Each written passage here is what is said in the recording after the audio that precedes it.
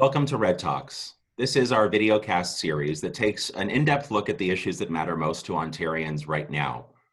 This is the third edition in our series, and I'm really excited because this particular version of REDtalks helps to kick off Pride Month.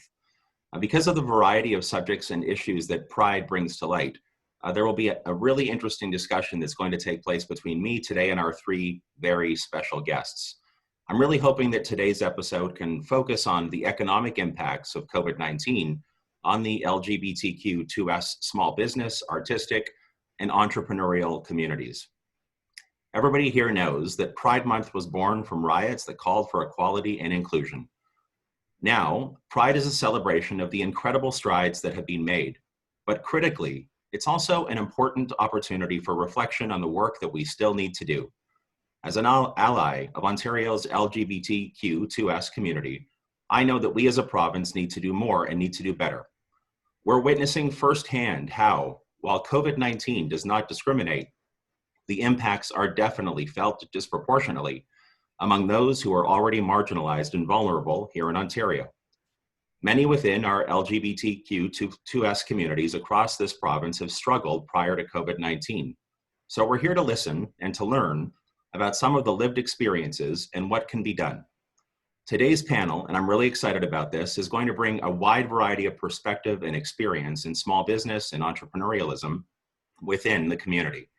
And so I want to begin by introducing my special guests, Chris Hudson, Chair of the Village BIA and business owner, Justin Khan, lawyer who oversees the 519 Access to Justice and Direct Legal Service Initiatives, and Jezebel Bardot, an award-winning drag performance artist and educator.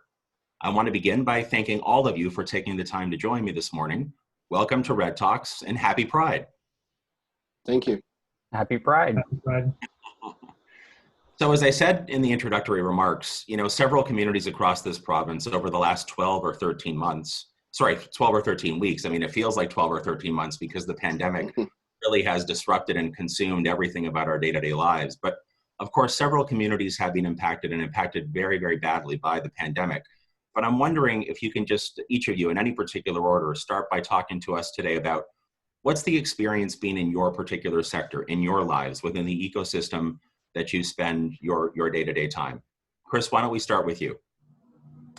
Well, as a bar owner, we immediately, on the 16th of March, we shut down. We were expecting the government's order to shut down, which came the day later, but we did shut down on the 16th and have been closed since. Some of my employees are out of work. Others I've been able to keep on our employment role and pay them through some benefit there, but it's been very difficult. The first couple of weeks were devastating. Didn't know what to do or whether to even carry on with business, not knowing what the future would hold. So it's been a bit of a roller coaster, and now we're into Pride Month, trying to celebrate it differently and trying to be there for our community, but it's a very different experience than in other years. Just before we jump to our other two guests, just wondering with the employees you have, what's the response been like? How have they found the last 12 or so weeks? I mean, I know it seems like a silly question because the disruption's been horrific for everybody and the economic anxiety surely must be off the charts, but I'm just wondering how have they kind of responded in their conversations with you, in the ebb and flow of those last number of weeks that we've all been experiencing? I have a great bunch of employees.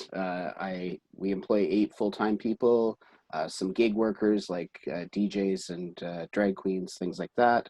And we have contract cleaners. So, but they've all been very supportive. We tried to do what was best for them. Some we laid off so that they could take advantage of the $2,000 a month benefit. Others we kept as employees on the payroll so that we could use the wage subsidy, whichever was better for the employee. And we're in a situation where some of the employees make tips as part of their remuneration. So we had to sort of look at those things. They've all been extremely supportive. They all want to get back to work, and they all want to be serving their friends again. Pegasus is, more than just a bar. It's a gathering space. So these aren't customers. This isn't just a place of commerce. This is a place where people gather and, interact socially, as well as, have business meetings, have, times to advocate for the community, gatherings about those, and sports teams and all kinds of other things that get together at our space. So, people are all missing that, especially my employees, because, they're more than just customers. These are friends. Yeah, absolutely. It's hard for me to imagine. I've told this story many times in the past. Everyone else in my family, I had three siblings, two brothers and a sister. They're all entrepreneurs in various ways. My mom was an entrepreneur. She actually had for many years a small business, a fresh pasta and espresso shop at the St. Lawrence Market down on the lower level for years. And so my joke is that I'm the only one in my family that doesn't have any real entrepreneurial flair. I mean, maybe like entrepreneurial in politics, but that's about it. So while I know firsthand from family how tough it is to own and operate a business in the best of times, I can only imagine how much of a struggle it's been through the last little while. Justin, how about you? What are you hearing out there? What are you feeling? Yeah, good morning, and thanks again for having me. So for folks who maybe aren't familiar, the 519 is one of Canada's largest community centers for LGBTQ2S communities, but we also serve a local geographic neighborhood as well in downtown Toronto, particularly in the Village. And I think, coming out of March, we quickly realized that this was going to be kind of a long-lasting global pandemic. And what we had to do was quickly mobilize to transform our services into an essential services model. So since March, what we've been doing is kind of imagining creative ways so that we can continue to serve our community. So we've created a meal program. So we're offering meals twice a day, over 200 meals a day to local community members who may not have access to food otherwise. We've also introduced a friendly check-in program because we know that in the wake of a global pandemic, many people are facing social isolation because of quarantine measures. So we have a dedicated staff member who's doing a check-in program with community members once a week, just to see how folks are doing, to see what resources we can provide as an agency, make referrals to other agencies as well. And over the past couple of weeks, we've reintroduced our crisis counseling, again, because of social isolation, increased anxieties and depression. We know that many folks are really needing these supports but don't have access to it. We've also relaunched our legal clinic. So we're providing legal services twice a week, and also our tax clinic as well. And, as we move into to Pride Month, or now being in Pride Month, also, like many other organizations across the country, looking for creative ways to kind of facilitate virtual prides, but also being mindful, particularly in 2020, with everything that's going on kind of, around the world, in America, and even in our own doorsteps in Toronto, being mindful of the history and the roots of Pride. So also leading a lot of advocacy work in relation to that as well. So so as I mentioned in my introduction, this is the third in the series, the REDtalks series, and my second one, which is going to air, relatively soon, was with a gentleman named Sylvain Roy. He's a professional psychologist and does a lot of leading work with CAMH. And so I'm mentioning this, Justin, because you referenced a second ago the mental health impact, the anxiety that a lot of people confront at the best of times. Again, how that's been so much more acutely felt during this time. And so, how on that particular front, what have you seen? What have you heard from others in the community about how much of a struggle it is on, or drain it is on, their mental health? Absolutely. So, speaking to the friendly check-in program, that's just one way to combat social isolation. But we also need to appreciate and realize that many folks, particularly marginalized and vulnerable communities, may not have access to things like the phone or unlimited data or internet. So it's, we're not able to reach everyone we would like to reach. We also, appreciate that many young folks who may be at home quarantining may not be in affirming households. So they may not have the opportunity to jump on a call or to jump onto a virtual Pride without fear of backlash or potentially outing themselves. Folks who are accessing our services every day, who are coming through to the front of the 519 to access food services, I think there's just this general anxiety of, when will this be over? We are, making small steps forward and then small steps back. So this kind of fear of the unknown of, we're now entering summer months. People are anxious to be outside, just to be enjoying kind of the fresh air. We finally have some nice weather, but, folks are being very, very cautious. And yeah, just that fear of the unknown. And, we wrote to, and when we talk about mental health and isolation as well, the 519, alongside the Canadian Civil Liberties Association, wrote to the Prime Minister in relation to an increased presence of homophobia and transphobia that we've seen in and around the village, and also connecting with other organizations and agencies across the country that, Toronto is not the only one feeling this, or the 519 is not the only one feeling this. And, people are missing their access to supports. The 519, we do a lot of amazing programming ourselves, but we also have a number of community groups who operate inside the 519 and don't have that opportunity to connect anymore and run their peer-to-peer supports or their support networks generally. So folks are really at a loss of where to turn. Yeah, it's such a tough time, and I think that in my experience anyway, I think, and this is why I use the phrase ebb and flow when I was asking Chris a second ago. I think back. So you guys probably don't know this, but I won the leadership of our party, the Liberal Party, literally the weekend before the pandemic disrupted everything. It was March 6th and 7th that I won. It was like the last large political gathering, or last large gathering of any type in the GTA. And within a few days, like, everything had turned upside down. And I think back to that week right before St. Patrick's Day, that right before March break. And I think to myself, none of us knew in that moment how long this was going to last, how disruptive it was going to be. And so it's almost come, like, just when you think we're coming, sort of through a bit of a rough patch, it's like another thing hits us. You start to see positives go up, lots of questions around testing and tracing, and it's like information overload. And look, I'm the first person to say, when you're in the midst of a crisis, you want transparent information that's communicated clearly.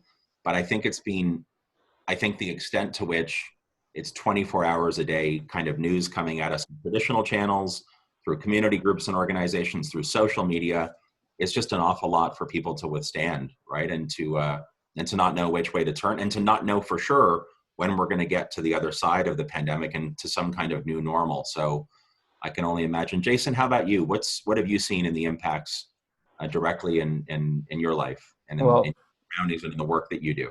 Sure. Well, first of all, thank you, Stephen, for having us and give us a time to share our story. And Christopher and Justin, hello. And I just want to say I echo a lot of their feelings and a lot of their sentiment that they have during this. First of all, I just want to say I'm here to speak a little bit for myself, but I want to try to echo the voices of the other drag queens and kings and performers. Everybody's got a unique, different situation. Personally, for myself, I work in education, so I'm one of the lucky ones to still have an income coming in. Drag for me is an outlet. It's a creative outlet. It's a part of my identity, but doesn't form the entirety of my identity. So I'm one of the lucky ones who's able to still, pay my bills and go ahead. And, I've lost my business, but at the end of the day, I can still feed myself and live a fairly normal life, what new normal is.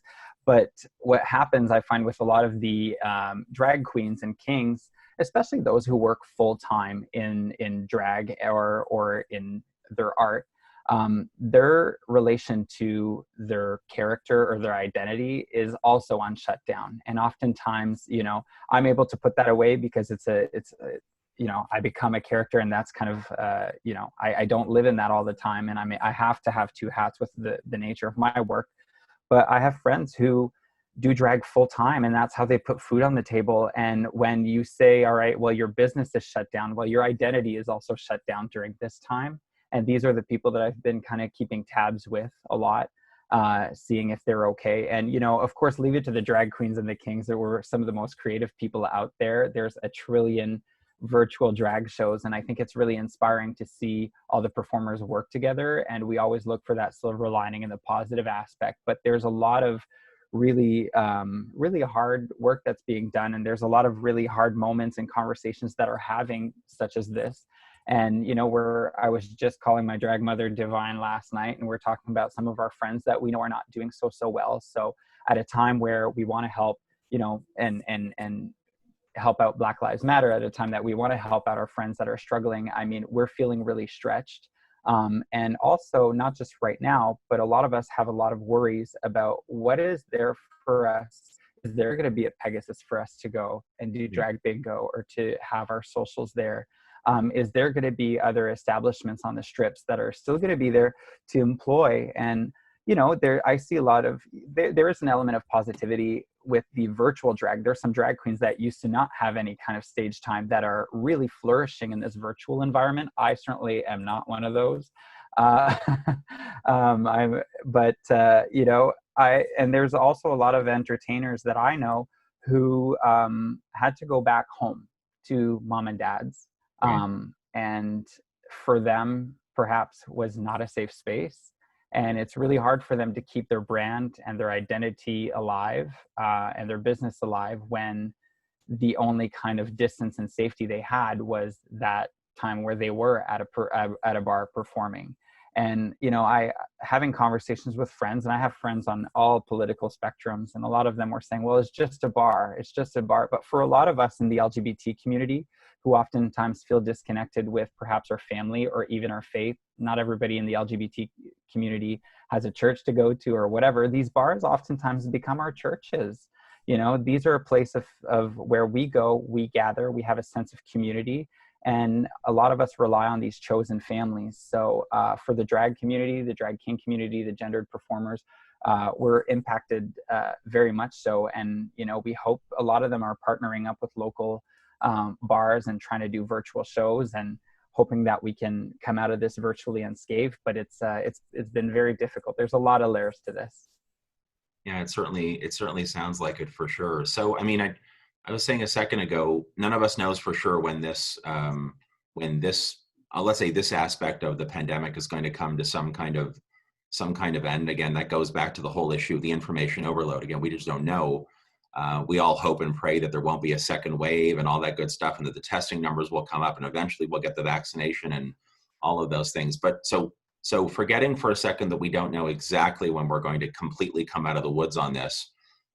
In each of your estimation, what do you think are some of the immediate steps that could be taken to help those who are struggling most when we get to the point where we can collectively define a bit of a new normal? Like, what would those first 2 or 3 most sort of the highest priority steps be in your estimation? Justin, maybe we'll start with you on this one.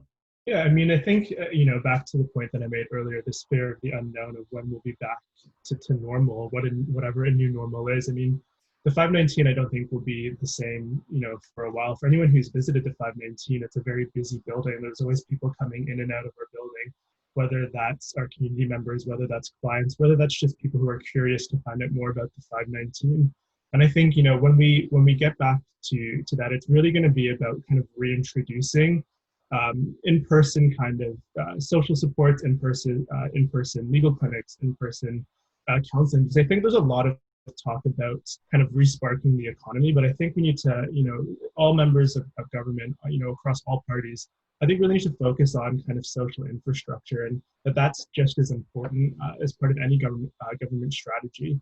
Right now, for example, we have, limitations on only being able to move in family units or in groups of 5.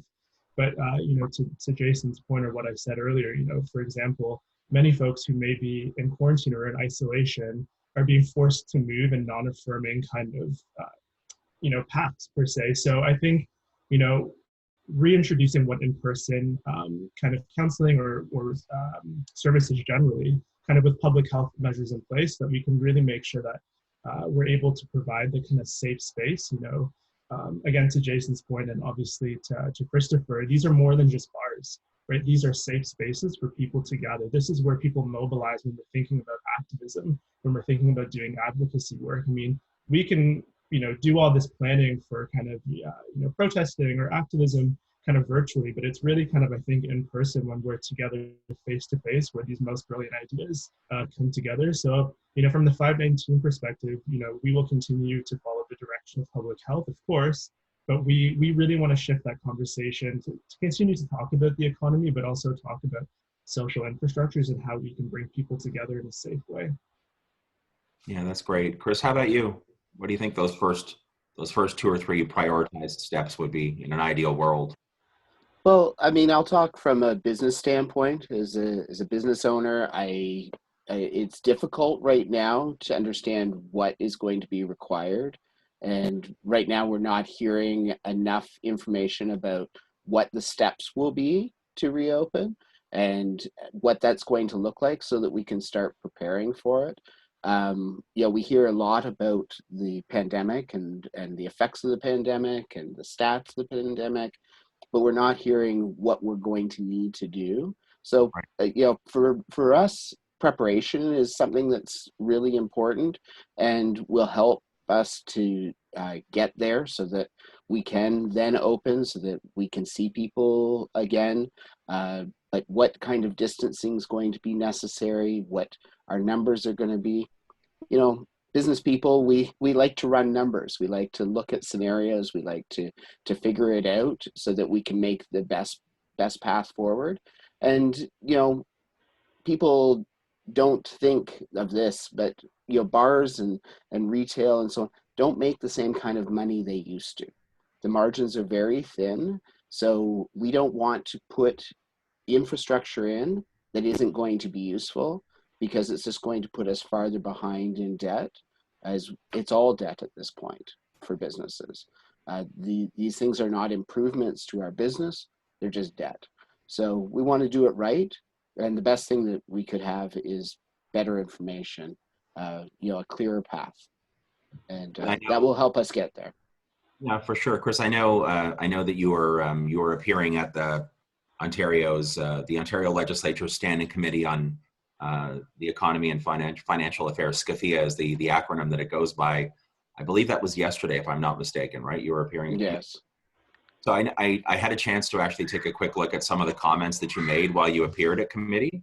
And I'm just wondering if you can talk about, because you've been a business owner and operator in the village for a while, I'm just wondering if you can talk about how your experience, how it's evolved, how much more difficult has it become to not just survive, but kind of thrive as a business owner in the village over your experience? Well, notwithstanding the pandemic, like just in general. Yeah, I've owned Pegasus for 6.5 years. I've been involved with the bar for a decade prior to that, and have been in business on and off throughout my life. So it has been very different over the last few years. We've had some challenges for businesses. We've had an increase of wages, which by no means do I regret. I come from the side of a bartender. I'm on the other side as a worker, so I believe in strongly supporting our workers. But those are challenges. Those are things that we had to work through. You can't outprice yourself in order to make up for those things. And like I said, we work on razor thin margins. So those have been challenges. But the changes in the political climate have changed the way things operate at the bar. We certainly want to be more inclusive and more supportive of our Black friends, of our people with color. We want them to feel comfortable, and that's something that we've looked at trying to be more of. Pegasus has always been a welcoming place for everyone. It's really, the melting pot within the village. I think of our trans community. At a time when the trans community wasn't welcome anywhere, Pegasus was welcoming the trans community in. So we try to shift and move and change and improve. The biggest thing that we can do as humans is try to improve ourselves, and we're trying to do that now too. It's there's never been a more, I guess, more of a pressing time for us to find a way to be resilient across the board, right? Not always absolutely. easy. Jason, how about you? What would you recommend as the sort of first couple of steps that we could take for those who are struggling most right now because of COVID-19? Well, I mean, COVID-19 just highlighted for me, I think, what a problem that has been ongoing for quite a long time, especially from a drag queen and an entertainer perspective. And that is, I'm relying on people like Christopher to keep a healthy business, to employ drag queens such as myself, and even being a drag queen who's really involved in the sports league and we come to Christopher's every Thursdays after volleyball, and it's a place of social gathering and of just simply being. But the point that I want to make, especially for us drag queens, we are very reliant on not just bars, but also public spaces where we can perform and really be ourselves and do shows. And that's been an ongoing conversation even before COVID-19. We're just talking about, you know, the whole saga surrounding Crews and Tangos, which has been employing drag queens and performers for years, and how there's incredible development in our community. And let's not forget that you know, and I know that there's an argument to be made to say how difficult it is perhaps for the public dollar to go and subsidize private businesses just because they're LGBTQ. But we're seeing that it put everybody on the same playing field now, because the government is subsidizing and helping and trying to put some programs together to help all businesses. But the point is with the LGBT community is that we can't go and perform everywhere else. And if our queer businesses are not impacted significantly during COVID, and on top of that, we're seeing this erosion of our village, we're going back to those days where drag queens were performing in underground areas, which were not safe, as we know, to come from history. And it's really putting what's becoming, I think the drag is becoming way more mainstream now. We have Drag Race Canada starting in a few weeks, which we're so excited about. It's becoming way more mainstream in the public and the virtual side. But in the real life-to-life, face-to-face interaction, I'm feeling, and many of us drag queens feel like we are being pushed back underground, and it is not somewhere we want to go. We rely on businesses like Christopher's and our villages, and I understand there's an argument to be made.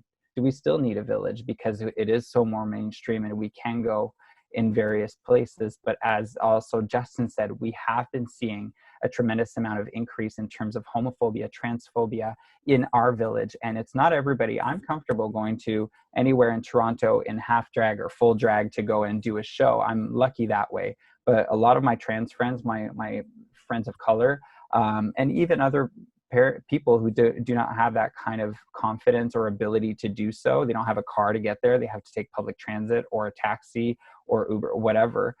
It's very unsafe for them. Our village does need protection. And so I know COVID just highlighted this. And I think that really we rely on our businesses. I really hope that our local governments and all politicians of all levels and all parties can come together into an agreement that these spaces need to be protected if we want to protect the identity and the safety of our queer people.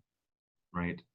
Have you, I mean, coming at it from all three of you from different perspectives, have you found that there's, now this is going to sound like a weird question because I just almost gently complained a few minutes ago about the overload of information, but have you found that there is appropriate both quality and quantity, let's say more quality than quantity, of information that's being provided out to the community about in each of your realms within the community about what going forward might look like? Do you feel like it's clear or not clear? Do you feel like we, and I say we as political leaders generally could, I see Jason's already shaking his head, so I'm guessing that's a no. Chris is too. Yeah. You guys can elaborate a little bit just on the whole, I mean, we all know it's uncertain, but I'm just wondering, do you feel like the information is clear enough, crisp enough, the quality is of a certain point where you can plan, or are we still all grasping a little bit?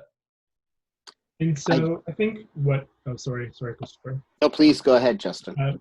Yeah, I mean, I think, I spoke a little bit about our community members, feeling uncertainty. I think from an organizational standpoint, it still is uncertain as to when will we be able to reopen our building, and when we reopen our building, kind of what are the parameters, the safety parameters, the public health parameters that we'll need to put in place, right? I think there's conversations, they swiftly were able to government was able to open street-facing kind of stores, etc., right? And I know that a lot of those businesses were, struggling. So I have friends who work in those businesses were struggling to understand, what is permissible to do, what is not permissible to do. And, as a community agency that is servicing members, throughout our community, from very vulnerable folks to folks who are just accessing general services, we need to be able to understand and know how many people will we be able to allow into our building at a certain time.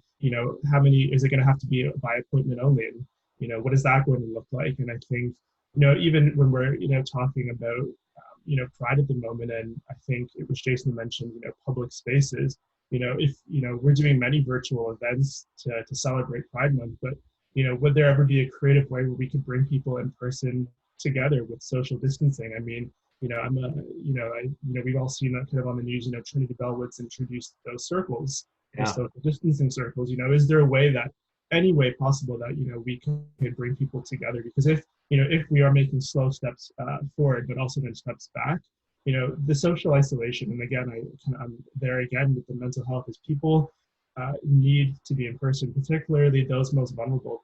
People of color. I speak for myself, and we're thinking about a lot of the activism that's going along around the world. We can't stay home anymore. We can't remain silent. So people need to start gathering. People need to be meeting in person to kind of advance, our human rights just generally. So I think there is still a lot of uncertainty, kind of both organizationally, and I think personally as well, kind of in and around the kind of advocacy world. Right. What about you, Jason or Chris? Either one, how do you feel about the kind of information that we've been getting, or not? I think that the information has been, that has been very skewed by the media. It's very sensationalized.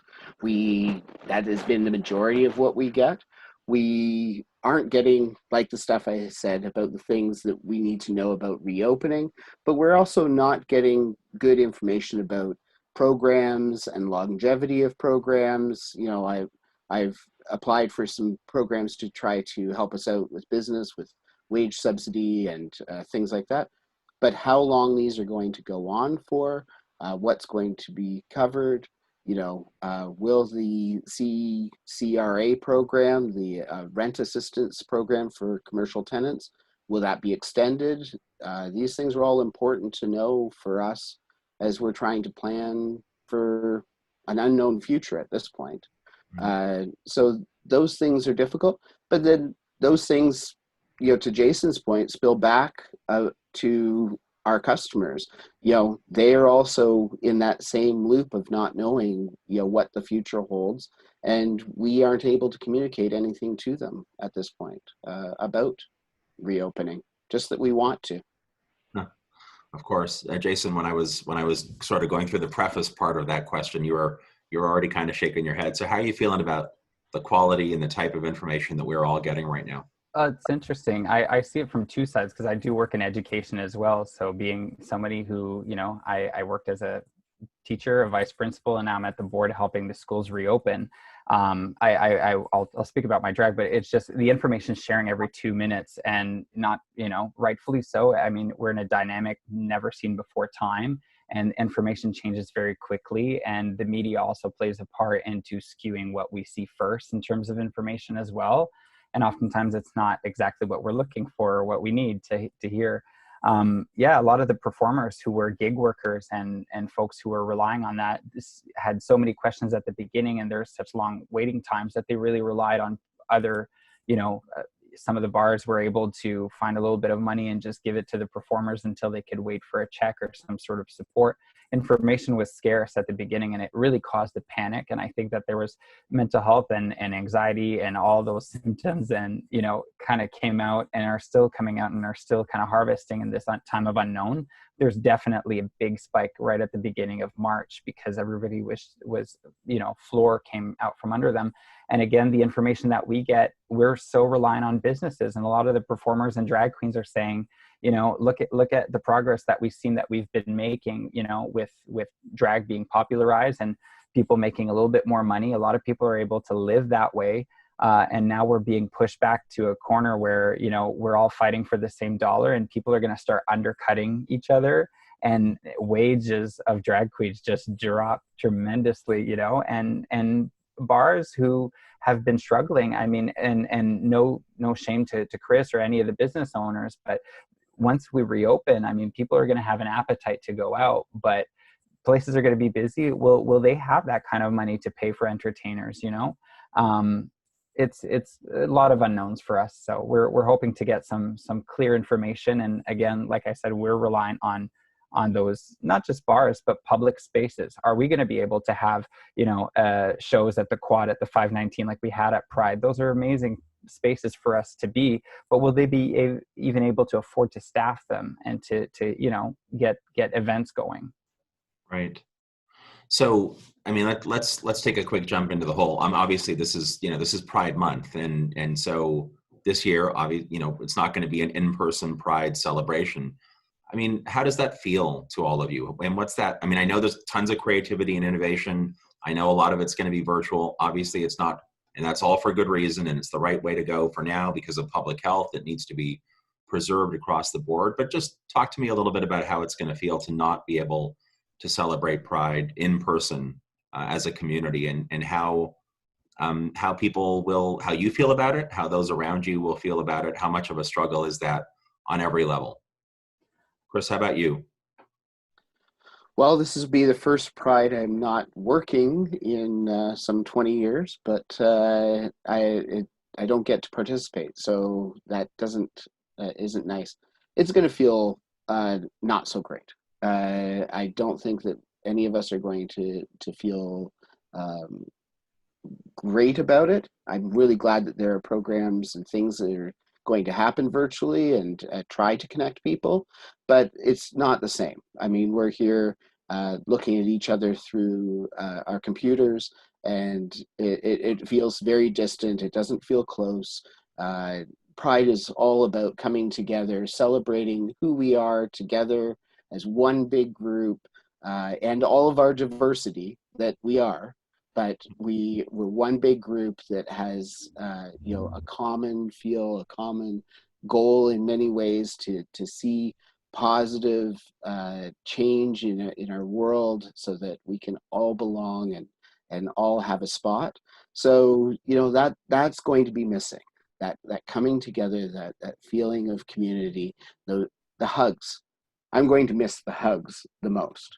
I mean, we're a community that doesn't do a lot of handshakes. We do a lot of hugging, though, and I think we're all missing that now, and we're going to miss it even more come Pride, because that's a time when we run into all of our friends from all over the place who we haven't seen sometimes in a year since the last Pride, and I can count how many of my close personal friends are friends that I met because of Pride.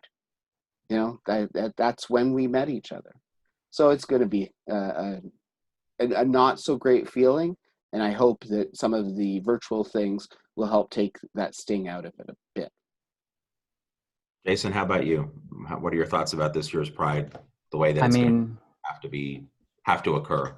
Right. Well, just last year we were celebrating 50 years since Stonewall, and that really critical time. And I think that there's a lot of progress in those last 50 years since Stonewall that have evolved. And a lot of us feel a little bit like a lot of that progress has been set back in a lot of ways, with also, the current kind of fight that we're fighting right now. We really feel like we're back at square one, but hopefully, Pride being canceled for the kind of parade and the things that we're used to. Hopefully, as Chris said, it's about being together, and hopefully it bonds us a little bit stronger, so that once we're able to go back out there, we'll be able to, catch up and double up on that progress. I really think that it's going to help people take into perspective a lot of the things that we often took for granted, and to really appreciate what we have. You don't really know what you miss until you've lost it. And I think that getting a taste of it now might be the silver lining to say that, how much stronger we need to advocate for our rights, how much stronger what Pride really truly represents is not just a party, but it's what we really need to be focusing on. So, I'm going to miss, there's some positive in this. I think it's in terms of reflection. But as Chris said, I mean, Pride for so many of us, and especially the drag queens, they say you're either born at Pride or you're born, on Halloween kind of thing. Those are the two times where I think a lot of people get to come out and to really express themselves. It's really a missed opportunity for a lot of people. I remember being a 16-year-old and, leaving with my friends from Barrie, and we came all the way here, and we were like, this is what this is. This is what I belong to. And I can just think of the kids that would be doing that sort of thing. They won't necessarily be getting that this year, and I think again it's really detrimental to a lot of people's identity and belonging and community. So we have to really keep tabs on each other, and I think there's a lot of virtual Pride stuff going on. I'm fortunate to be part of some of it, and I look forward to see what it is, but I just can't wait to get out there and to just be myself, my true self, in the street and in our communities. Perfect. Justin, how about you? What are your thoughts on this year's version of Pride? Yeah, I mean, I can only, echo, I think, what Christopher and, Jason have already said, but I think Pride this year is going to be very different. Right? We are in the midst of a global pandemic, and I think a lot of organizations, to my point earlier, are very fortunate to have creative ways or the resources to launch virtual Pride events. And, the 519, for example, is doing a virtual version of our family Pride event. Green Space Festival, which is one of our largest fundraisers for the 519, we raise over $1 million in funding through Green Space, which goes directly back into our programs and services. We aren't going to see those numbers this year. So, I think, it's challenging, organizationally, because that we rely on those funds to, keep our programs and our services up and running. And to, my point earlier, I think, having virtual events is great, but not everyone has the resources to jump onto these virtual events. Or if I think of, smaller towns that, or rural areas who run prides, they're not going to have the resources to facilitate these virtual events. So, they lose that small sense, of community. Toronto is obviously a very large city, and we have, those resources, and Pride brings in millions of people. And I hope we see, high levels of numbers of folks turn out to these events. And, I think most importantly, and Jason, touched on it, that I think 2020 in particular, when we're looking at anti-Black racism or anti-racism generally, we really need to look back to the history of Pride, looking to the Stonewall riots in New York that were led by trans women of color, or even here in Toronto after the bathhouse raids, the riots that, were there, is that thereafter, was an important part of Canadian queer history. And when we think about Pride, oftentimes many people see it as a celebration, and I do think we should celebrate the advancements that we've made, but I also think that we also, particularly now today, is really look back or look at it as a continued kind of liberation movement for LGBTQ2S communities, and standing in allyship with our Black, Indigenous, people of color communities, those leaders who are really elevating these conversations, particularly now with what we're seeing in the news and in our everyday realities. Yeah, no, those are great points. I think, when Jason talked a second ago about, notwithstanding how kind of upside down the whole world is right now, maybe 2020 and the way that we are living through all of this, including with respect to Pride, is an opportunity for us to reflect on, yeah, for sure, the progress that's being made, but all of the meaningful work that still lies ahead for all of us. So we're kind of coming close to the end of our time together today. I just, I wanted to finish up. I've been around politics for quite some time. I'm turning 47 in a few weeks. I was 15 years of age when I first got involved in the Liberal Party. But forget about the Liberal Party, and this is not meant to be in a partisan way. I've been around politics and government for a long time. I'm just wondering, though, notwithstanding how long I've been in politics, I've only been leader for about 12 or 13 weeks of my particular party. But I think there's increasing and broad recognition, certainly from my perspective and many of the others that I know within the political system, across party lines, by the way, that making sure we find ways for the LGBTQ2S voices, the community, and the voices from the community are heard in the political system and represented in the political system. But there's always room for more. There's always room for more progress. We've kind of touched upon that today a few times. I'm just wondering, from your perspective, what can we all do? And this is not about the Liberal Party. I'm talking about across the board. What can we all do to make sure that voices from the community are represented, heard, respected, so that that progress we need to pivot towards and work harder than ever before to create can actually be done successfully? Just wondering if you have any advice or thoughts or observations about how we go from where we are, notwithstanding the progress, but with all that work that still lies ahead to make sure that we get it right. I can briefly touch on that if that's okay. Well, I think a lot of people in the community are recognizing, especially around Pride, when we see businesses come in and want to, they see the pink dollar, they see the Pride flag that's just stamped on their logos, and they're now part of the party. I think a lot of people have a intensified lens on what do they do throughout the entire year to help the community. And I think a lot of people who see corporations that way also look at, politicians and the way that they run policy in that way too. It's, and not pointing fingers at any politician or party in any way, but it's important that the photo op matches the impact that we're felt at a very big level. It's the policies, the programs, the impact that what is put in place by politicians, in my personal opinion, should be felt by the masses and should be felt significantly.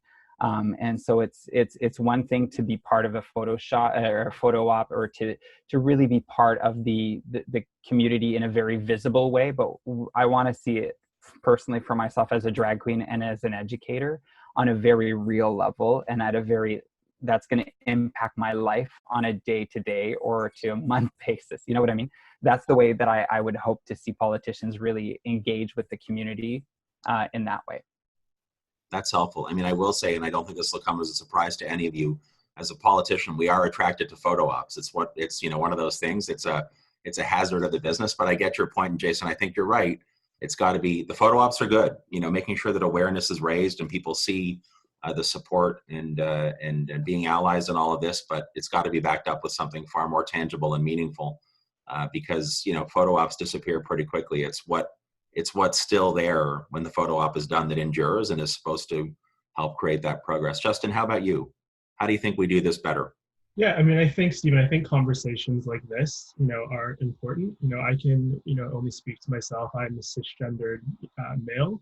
And I think that when we're having these conversations, and again, I'm going to go back to kind of the advancements that we've made, but we need to appreciate and remember that members of the LGBTQ2S community who are Black, Indigenous, and people of color are still fighting for their rights. They're still fighting for equality. And I think in those individuals, particularly trans and non-binary individuals, need to be in conversations like this, need to be at these tables. Because I think if we are really going to start to tackle kind of anti-Black racism, and really kind of dismantle systemic racism or disrupt white supremacy or acknowledge and call out racist behaviors, we need to have those individuals kind of at the tables and at these conversations so that we can advance their human rights, their rights to survive, their freedoms. I think, we've all said it on this call today that we've made, huge advancements within the queer and trans community, but I really think it's time that we elevate, other voices of members of our community. That's great. And Chris, how about you?